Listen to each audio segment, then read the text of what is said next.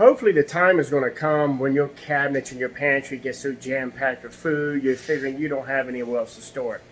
Now, here's a great option here to store food in case of emergencies. And here's what I want you to purchase.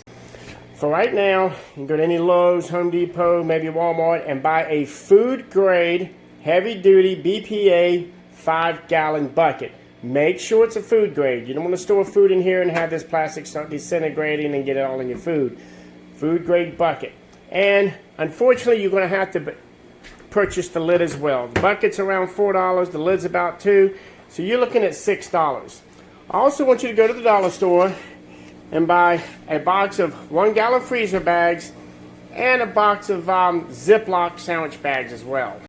What we don't want to do with these buckets is we don't want to put 50 cans of sardines in here, 20 cans of beans, anything like that. We're going to build meal kits out of these buckets, long-term meal kits, so evacuate and have time to grab some of these buckets. We have full meals in these things for our family.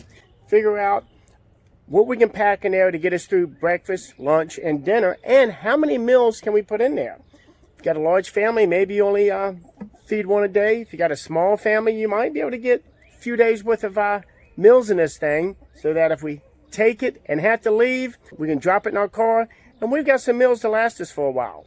Now, and the next few videos, I'll tell you what you should be packing in there and how you should be packing it. The type of food you want to put in these for long-term storage is dried foods. And if you're going to do meats, that's fine. Just make sure they're in a sealed can. For an example, check out this canned ham that I purchased here. Look at the expiration date, 20/24/903, and it says best before this date. In other words, this is just when it's going to start losing its freshness. I wouldn't be scared to open this thing up in 2028, and I guarantee the contents would be good. If you're wondering, that's the type of ham there I got from Walmart, and you can order it online as well. Check out the luncheon loaf, more or less Spam, I got from the dollar store. And expiration date on it,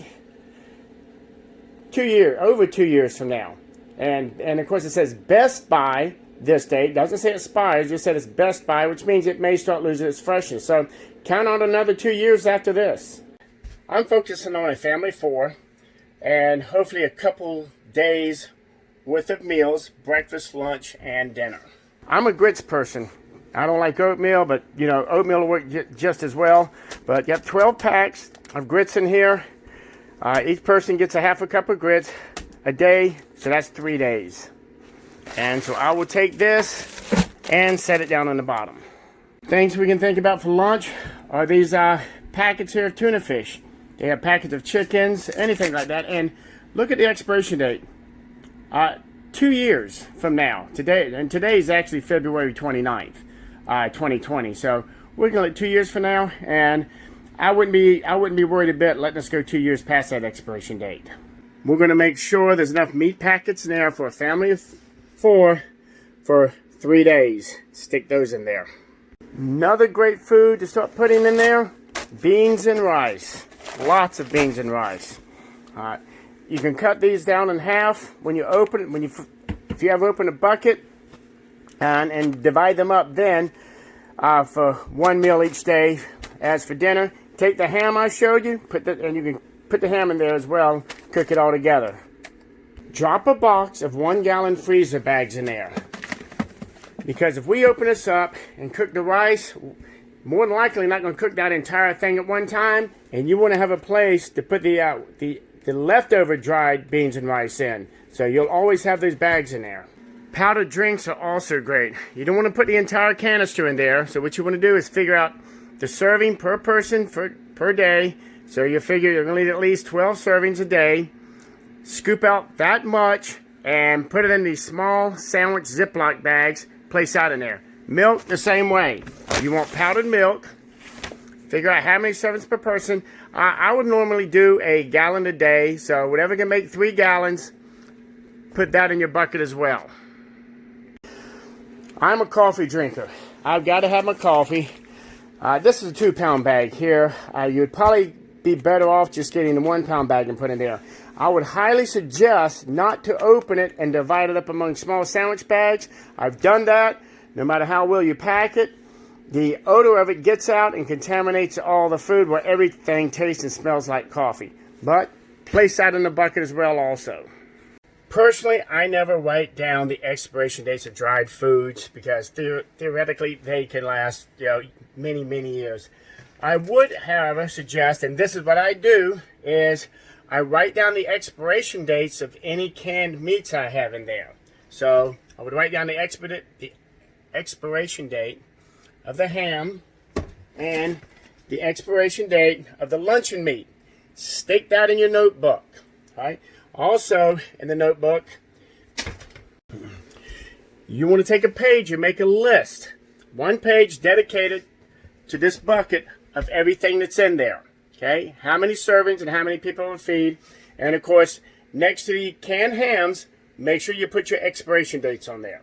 On the notepad, the notebook as well. This is why it's so important to ask questions, because Sandy MR wanted to know why I was going through the trouble of writing the expiration dates down in my notebook of the canned meats, but not the dry foods.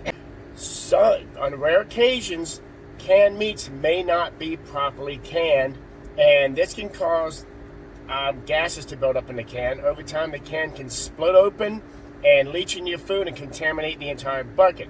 My suggestion is, months after the first expiration date has gone by, open up the bucket, check the contents. If everything's fine in there, throw another hand warmer in there and reseal the bucket.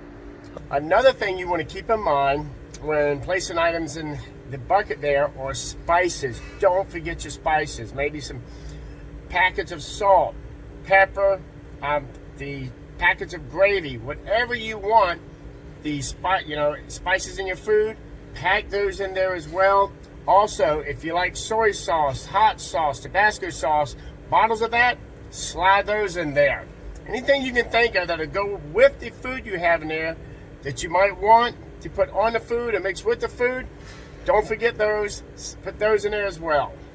But if you have any liquids and plastics, you want to make sure to take down the expiration of those. Because like I said, the plastic will start disintegrating and get into that liquid. I usually prefer not to pack anything like that in my long-term storage. Don't be afraid to put other items in there. If you have some type of snacks and stuff that'll, last a few years, stick those in there as well also. Because you definitely, if you're eating out of this bucket during an emergency, you want some comfort food. So now that we have our bucket full, we have a bucket that'll feed a family of 4 for 3 days. So before we seal it up, we're going to do one more thing.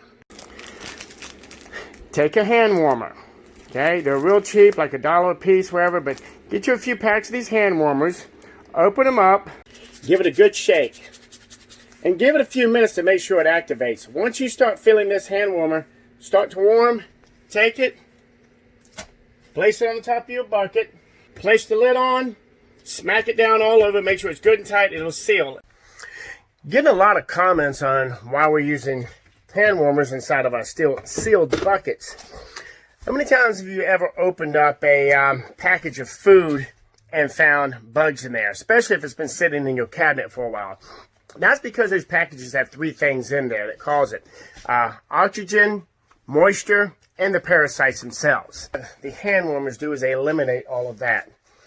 That's why they come in a sealed packet, and when you open it, and it warms up. We shake it to get the chemicals mixed around so that they can contact oxygen a lot better. Sorry, that's my dogs out there. But once it starts to warm up, we throw it in a bucket. And what happens after that? The bucket, because it has oxygen and air, does contain a small amount of moisture in there. Now, this hand warmer will burn 8 to 10 hours. There's not 8 to 10 hours of oxygen in this bucket here, and it will burn all of that off and use it up. That would eliminate any possibility of mold, mildew, anything like that growing because of the moisture that's in here. And also, we've taken out the oxygen, we've completely eliminated any type of atmosphere that any parasite, any bug, or anything like that, anything living can survive in there. Wipes it out. So anytime we seal up food in a container for long-term storage, I usually say 3 months or more, I drop a hand warmer in there. seal it up. This is your first bucket. So in your notebook, where you've got all your information on this bucket in there, at the top of the page, put bucket 1. And then what you're going to do is come over here, and on the top of the lid and on the side, you're going to write bucket 1. That way it matches up with your notebook. You're also going to write the earliest expiration date of the canned meats in there. In this case, would be the luncheon meat we put in there is March 2022. We're going to write that up there, and that's going to tell us what our earliest expiration date is as well. So now we have a whole kit of food, family of 4, for 3 days, and where are we going to store it? That's in our next video. If you've got any space left over in this bucket after you get everything in there, don't be afraid to throw a couple more items in there as well. Just make sure you put them down on your notepad. All right, now that we've got our bucket full, next step is, of course, take our hand warmer, shake it up. Once we feel it to start to warm up a little bit, we're going to drop it right there on the top. We're then going to take our lid, place on here, and just pound it all the way around, and it will set nice and airtight. This will keep our food stored for many years. That hand warmer will suck out all the oxygen there as well, which will keep it stored longer and fresher. Next step is write a number 1 on your notebook pad on that page of your bucket. Also write a big number 1 on here and on each side, because you've just created your first food storage bucket. This is why I always preview my stuff before I post it, because I almost left out some very important information. What you want to do is also write on the bucket in a magic marker or something the date that you sealed that bucket up. Also, take a sandwich bag, Ziploc bag, or a gallon bag, whatever you want to do, tape it to the bucket, and make a copied list of what you have in your notebook, everything that's in the bucket, expiration dates, all that, and slide it into that Ziploc bag and seal it up. That way, if you ever lose your notebook, you'll still have a list of what's on the bucket. If you want, you can even take a marker and write all that information on the bucket itself. Either way, but make sure that happens. Now that we've got our first meal bucket created, where are we going to store it in our small living area? Here's a few ideas that you can use or come up with some yourself. You can cover them up and make small end tables out of them, plant holders, and you can also stack them if you want to as well, make it a little higher. You may have to raise your coffee table up a couple inches, but you can stash them underneath tables, a nice tablecloth over top of it to hide them. Once I finally get my bedroom to the camper here completed from all the water damage, I'm going to build a frame on hinges right down here, and most all my buckets are going to go underneath of it, right in there. That way, anytime I need something, I can just flip the entire frame up. I should be able to store at least 20 5-gallon buckets underneath the bed frame. And with, of course, a sheet draped over that, no one would ever tell what's under there. These have just been a few suggestions of where you can hide these buckets out in plain sight. And we got to remember the main reason we're doing this is so people won't find our food if they break in, right? No, that's not at all. And so if people do come in our homes, they won't see buckets of food stored everywhere and think we're nuts. So I'm sure you can come up with a few ideas yourself. Have a great day.